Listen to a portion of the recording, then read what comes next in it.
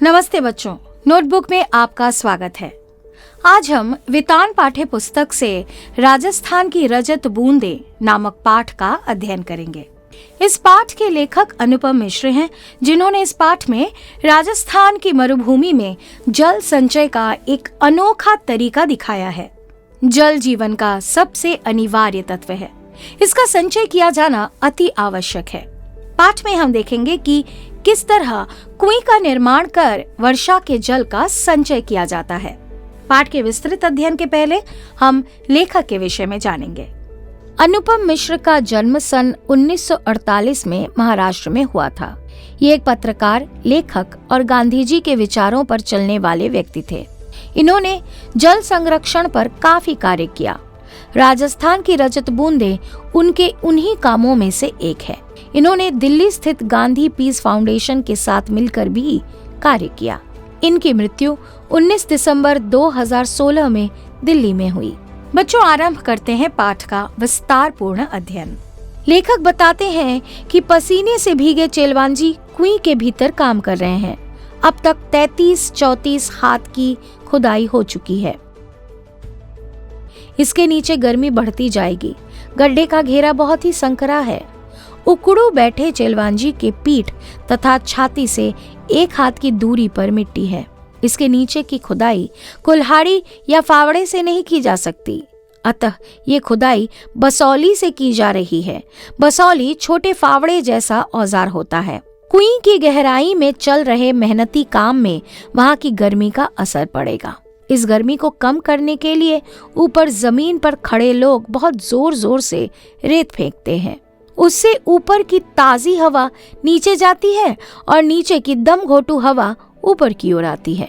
रेत से कोई चोट न लगे, अतः काम करने वाले सर पर एक बर्तन टोप की तरह पहने हुए हैं।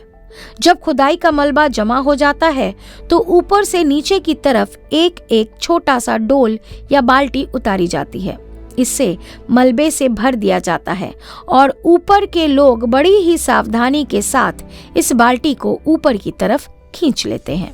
चेलवांजी अर्थात चेजारो वह व्यक्ति है जो रेगिस्तानी इलाकों में कुएं खोदने के कार्य में कुशल होता है।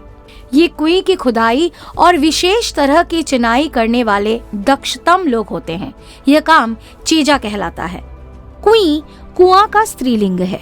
ये कुआं से सिर्फ व्यास में ही कम होती है, इसकी गहराई में कोई अंतर नहीं होता। राजस्थान में अलग अलग स्थानों पर कुएं की गहराई अलग अलग पाई जाती है, कुछ ज्यादा अथवा कुछ कम। कुएं अपने विशेष कारण से कुएं से अलग होती है। कुआं भूजल पाने के लिए बनता है, जबकि कुएं भूजल से ठीक वैसे नहीं जुड़ती जैसे कुआं जुड़ता है, बल्कि यह बारिश का पानी अपने अंदर बहुत ही विचित्र ढंग से समेटे रहती है, तब भी जब बारिश नहीं हो रही होती है।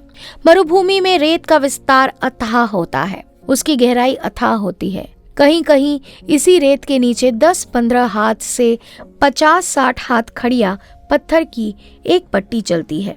यह रेत के कारण कहीं दिखाई नहीं देती। खुदाई के समय मिट्टी में हो रहे परिवर्तन के कारण खड़िया का पता चलता है। बड़े कुओं में पानी 150-200 हाथ पर निकल आता है और वह प्रायः खारा होता है, अतः पीने के काम नहीं आता।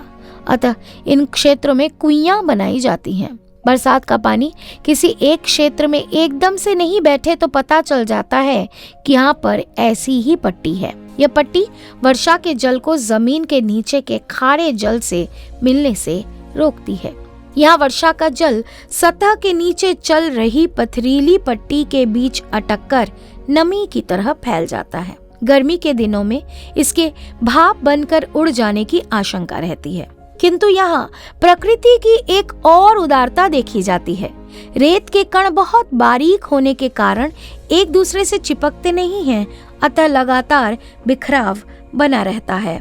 पानी गिरने पर कण थोड़े भारी हो जाते हैं, किंतु अपनी जगह नहीं छोड़ते। इसलिए मरुभूमि में धरती पर दरारें नहीं पड़ती और भीतर का जल वाष्प बनकर बाहर नहीं आता।